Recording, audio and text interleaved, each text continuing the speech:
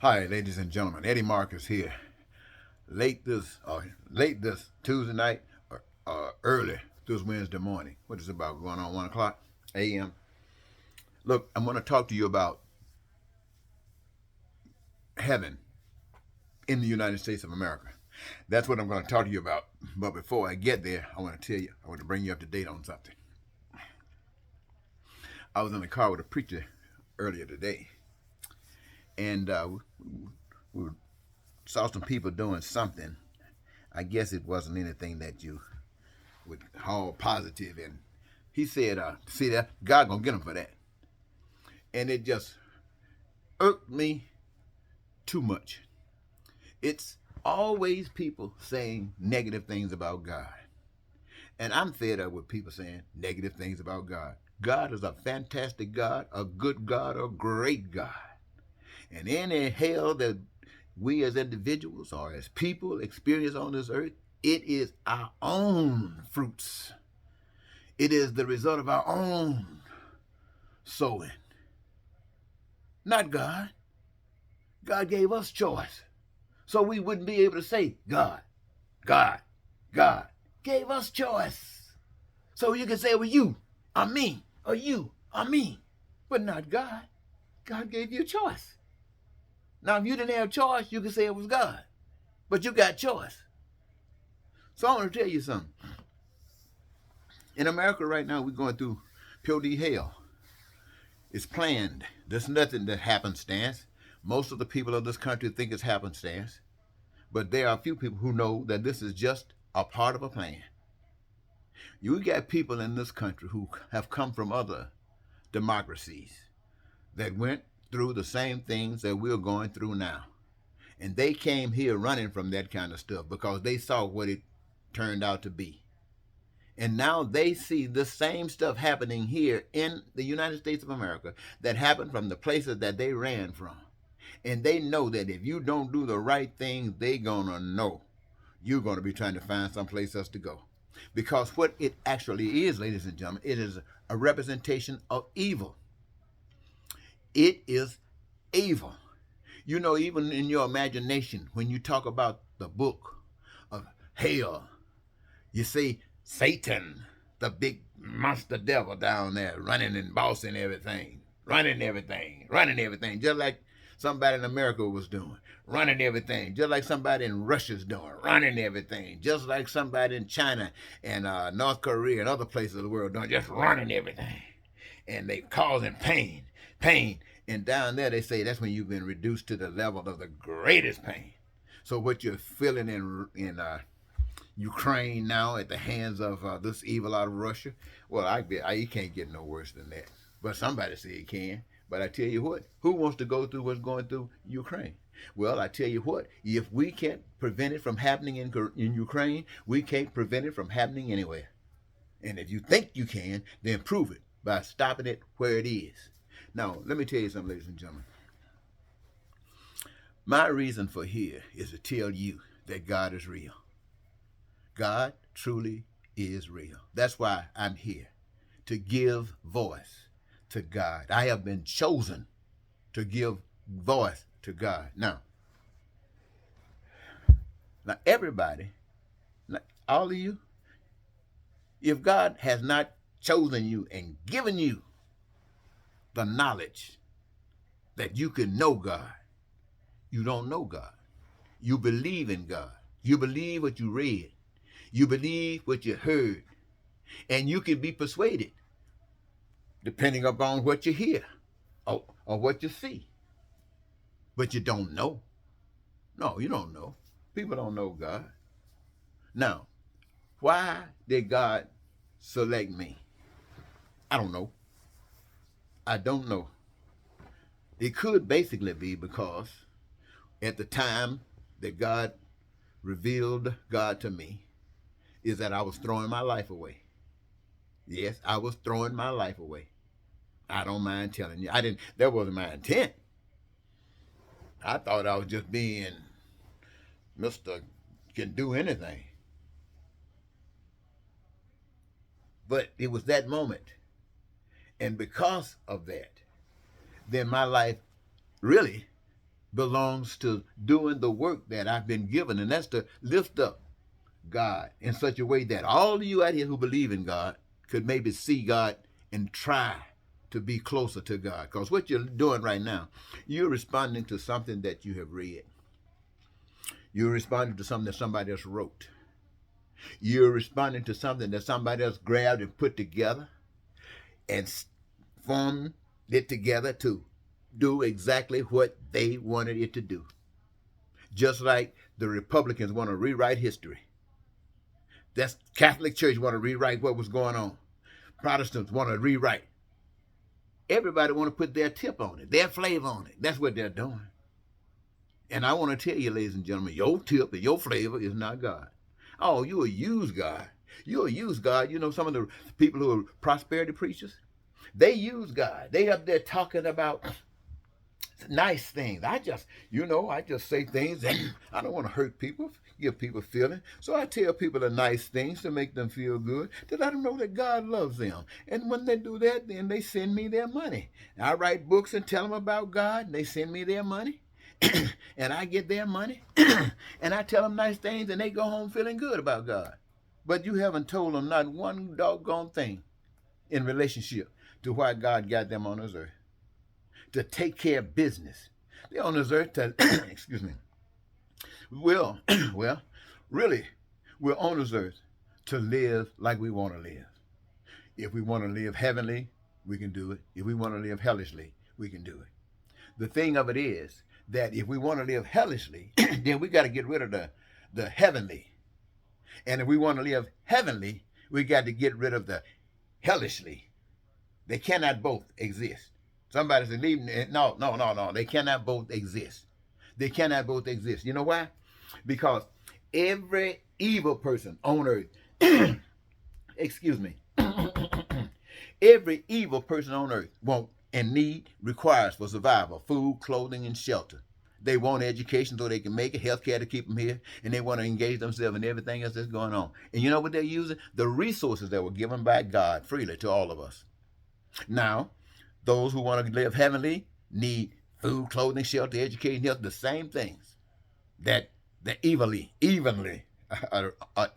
needs. The same identical stuff with the same resources. Now, God gave the resources to all of us, but the evil is going to claim it. It's mine. And now what are the righteous going to do? The one with evil got a gun and say, it's mine. You can't take it. Nobody's taking mine.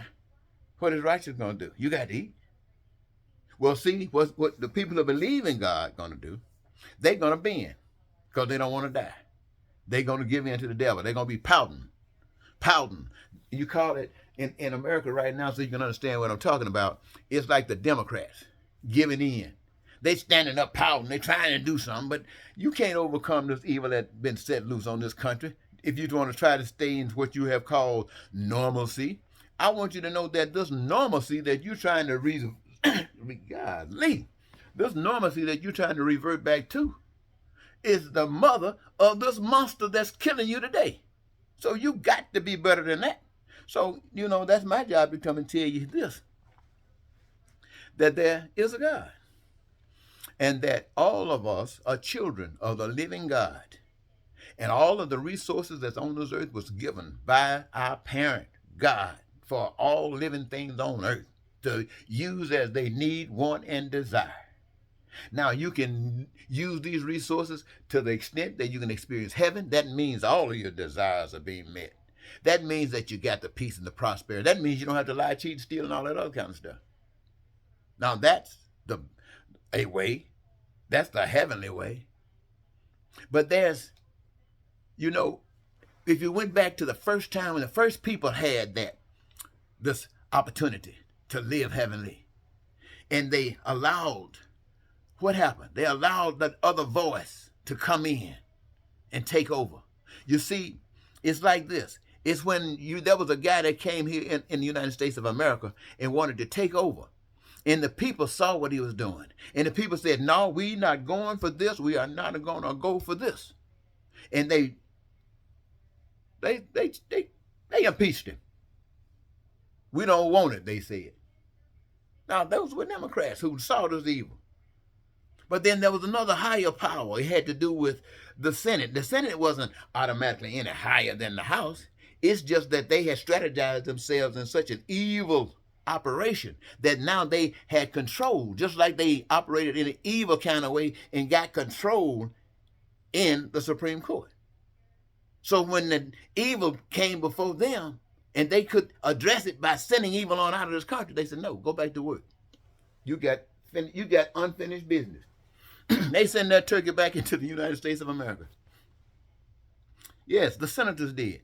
One time I used to think that he threatened them. That's what I used to think. But now I realize he didn't threaten them. They're part of the evil team.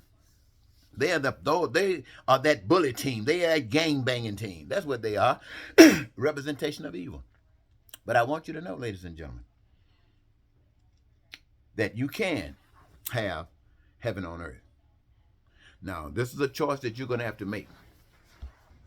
And you're really going to have to make that choice because it's not going to be easy. I want you to know that evil runs the world. And evil is taking over America. And if America don't try to live quick, heavenly, America will be overcome with evil. Yes, she will be overcome with evil just like all these other democracies. I'm telling you the absolute truth. Now, how do you defeat? You have to resist the ways of the world. When I mean the ways of the world, you have to resist getting these bank loans. You have to resist going into debt, trying to live by living the way that evil has designed it. No, you got to give voice that understands that they have robbed you. They have robbed you no less than when you see guys going to the store, knocking out windows, grabbing TVs, grabbing this and that, or going into jewelry stores with a gun and taking the jewelry out, or even grabbing trucks, robbing them. That's the stuff that the system has done to the people of the nation. They just didn't do it like that. They did it more connivingly. They did it more smart. And you can say what you want, but the people ain't got, and you got. I rest my case. You got. How do you think? They didn't give it to you. And if they did, they didn't know they were giving it to you. So what am I saying? I'm going to say to you, ladies and gentlemen, we got to start talking. Now, I need it for those who want to live heavenly. I want you to know that you got to start talking to one another in your house, down the street, at the store, at the liquor store, at the bar, at the grocery store, in the parking lot. And this is the way you can start the conversation. Like, have you heard anybody talking about heaven coming to America? That's just the way to start a conversation. Have you heard? I heard that heaven's supposed to be coming to America. You heard about anything about that? Let that be your starting conversation. Then they're going to go somewhere if they haven't heard anything about it. Say, somebody was asking me about heaven coming to America. You heard anything about that? Let's start talking, because this is what we can do. Ladies and gentlemen, you've been hurting. And I'm talking about all you people who live in tents who don't have anything. You've been hurting. You guys are living on the street corners and on those corners with those signs saying, help us, God, please. You've been hurting. And those of you who've been living at the shelters and at the Goodwills and stuff like this, you've been hurting. Those of you who are looking for day work, just trying to make a few bucks so you can have something in your pocket and feel like a grown-up, you've been hurting. Those of you who got a job, temporary, but you go to job because you trying to have some respect for yourselves, but you're hurting. And those of you who got a job and making minimum wage, $15 maybe, and you're living in this economy where $15 is just like you were living on with $8, but you've been hurting. And those of you who got what you used to be called decent jobs, but now you have to use all your money just to live a halfway decent life, you've been hurting. The only people that have not been hurting are the ones that have been doing the greatest robbery. The millionaires, because most of the millionaires don't have to do anything. They play. They play their sports, or they'll laugh and talk. They might sing a song. They might put on a little play or do a little acting here. They're the ones that get the big money. They ain't doing nothing but playing. They get the big money. You teaching, engineering, doing all kinds of stuff. You struggling. You ain't really living. But now, there is a plan to change these things. Now, we're talking about your needs being met. Just like the guy, they call him, I can't remember his name too much, Leon Musk or something like that. Supposed to be one of the richest men in the country, spending billions of dollars just to do something with a Twitter so he can manipulate you guys and rob you some more so he can have more money and have you fighting against one another and allowing this evil to come on in into America. Nothing good is going to happen out of this stuff. They trying to tell you that you might be able to make you a few bucks. That's how they grab you. You can make some money. You get what these Bitcoins or something. I hear that's a big scam. But anyway, you can make you some money. Now they want to come on in. You see what I'm saying? And give those guys who tell you sweet stuff. You know, like those guys I was telling you earlier about, the guys who tell you about God, who fix it up real sweet, like, so you can give them your money. But they're not telling you anything to engage you in changing the world. You just going back home, it was so good today. But anyway, in order for we together to change the system, we really got to look at it. How do you look at it? You look at it in the same way that we have to. Those things that we deal with in life every day.